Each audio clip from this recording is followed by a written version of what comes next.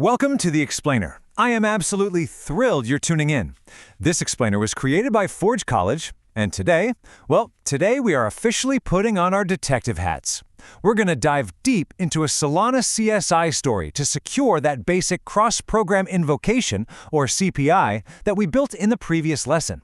So, grab your magnifying glass and let's get right to work. Okay, let's set the scene here. We are currently navigating the deep dive into cross-program-invocations module, which sits right inside the Advanced Solana Program Structures course. Now, in our last guided build, we were basically in the honeymoon phase, right? We built a basic CPI, everything clicked, it felt like total magic. But today we are transitioning out of that cozy honeymoon phase and into the harsh, unforgiving realities of production. I mean, what actually happens when your program goes live and gets hammered by thousands of requests? Things break. It's inevitable. But don't worry, because we're going to learn exactly how to fix them and make them absolutely bulletproof. So, here's our detective's case file for today. First, we'll visit the CPI crime scene. Then, we'll run some forensics, figure out how to fix the caller, harden the callee, file our official debug report, and wrap it all up with next steps. Let's jump in. Section 1. The CPI crime scene. When good CPIs go bad. It's the ultimate question, isn't it? Why do CPIs just suddenly fail when they worked perfectly on your local machine yesterday? Well, think of it this way. When you invoke another program, you're naturally expanding the security surface area between those programs. You're essentially opening doors. And, with open doors come operational risks. Maybe an account was supposed to be a signer, but somehow the signature's missing. Or perhaps you passed in an account that's actually owned by the wrong program entirely. Under heavy load, or even just after a tiny, seemingly innocent code change, these edge cases just rear their ugly heads. So a suddenly failing CPI, that's really just your program's way of saying, hey, something slipped through the cracks here. Moving on to Section 2, Forensics. Let's talk about reproducing the failure. All right, our forensics protocol is a strict 3-step process. Step 1, reproduce and record. We need to set up a local validator and write an intentionally failing test case just to capture that exact error trace. We absolutely need those logs. Step 2 is identifying the origin. We have to look at those logs and isolate the issue. Like, is this a runtime level failure, maybe an account size mismatch or a missing signer? Or is it a custom error code returned by the callee specific logic? You really have to know who threw the error to know how to fix it. And finally, step 3, minimize the case. We basically strip away everything that isn't absolutely necessary until we're left with just the bare bones of the failure. And that brings us to a super crucial definition: minimal reproduction. This is literally the smallest possible set of accounts and instructions that still reproduce the error. Now, why is this so important? Because honestly, when you have a massive transaction with dozens of accounts, finding the bug is like finding a needle in a haystack. It's a nightmare. But by stripping away all that unrelated code, just removing all the noise, you completely isolate the true culprit of your CPI failure. It is, hands down, the most effective way to turn a giant mystery into a highly specific, totally solvable puzzle. Section 3, Fixing the caller program.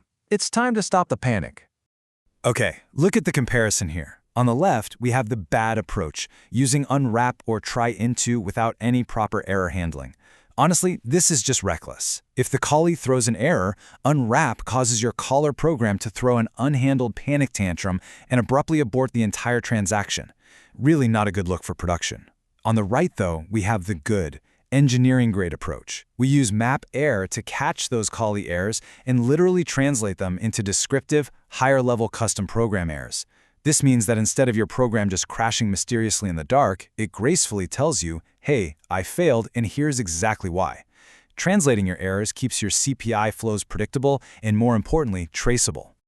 All right, Section 4, Hardening the callee program. The golden rule here? Trust no one. Listen, a gullible callee program will just let anyone change its data without ever checking their ID. And in Web3, that is a massive vulnerability. So to harden the callee, we must implement strict defensive checks. First up, verify explicit ownership. Never ever assume an account belongs to who it says it does. You have to check the owner explicitly. Second, validate your PDA seeds and bumps. If you're expecting a program-derived address, ensure the seeds provided actually derive the exact address you're interacting with. You can't just blindly trust the runtime. And third, minimize your writable accounts. You should only ever ask for write privileges on the accounts you absolutely need to mutate, period. And that beautifully leads us into our next definition, Blast radius. This is the scope of potential damage, or unauthorized mutation, if an account in a CPI is actually compromised. Think about it for a second. If you mark 10 accounts as writable when you really only needed to update one, and a malicious actor finds a loophole, well, your blast radius is massive. They could corrupt all 10 of those accounts. By strictly reducing the number of accounts marked as writable in your CPI instruction, you drastically limit the damage of a misconfigured call. It's like building bulkheads in a ship, right? If one room floods, the whole thing doesn't sink. Section 5. Filing the debug report. Basically the engineering paperwork. This checkpoint matrix you're looking at, it's essentially our technical police report, showing that the bug was caught and successfully fixed. You need to collect evidence for 4 specific actions. First, reproducible failure. Your output absolutely must show a test failing with a clear trace. Second, root cause. Your analysis has to map that failure to a specific misconfiguration or logic error. Third, implemented fix. You need to show the code diff where the caller and callee were updated with those defensive checks we just talked about. And finally, verification. Your output must show that the minimal test now passes. If you have these 4 things, you haven't just fixed a bug. You've proven mathematically that the vulnerability is closed for good. Section 6. Case closed. Let's go over our key takeaways and next steps. Here are the core principles you need to take away from this explainer. First, make CPI failures visible and informative. Always translate your errors to avoid those nasty panics. Second, enforce explicit defensive checks. Verify ownership, always validate your signers, and absolutely check those PDA seeds. Like we said, trust no one. And third, reduce the attack surface. Minimize those writable accounts to keep your blast radius as small as humanly possible. Honestly, disciplined debugging and defensive coding turn these completely mystifying runtime aborts into easily solvable cases. You now have the exact tools to handle pretty much anything the runtime throws at you. So what's next? Well, all these practices directly prepare you for our very next technical topic: ownership and low-level memory management in Rust.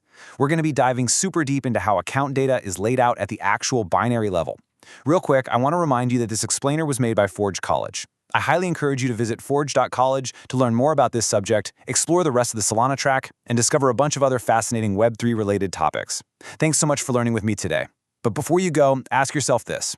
If your dApp was hit with 1 million requests right now, would your CPIs hold the line, or would they panic? See you in the next explainer.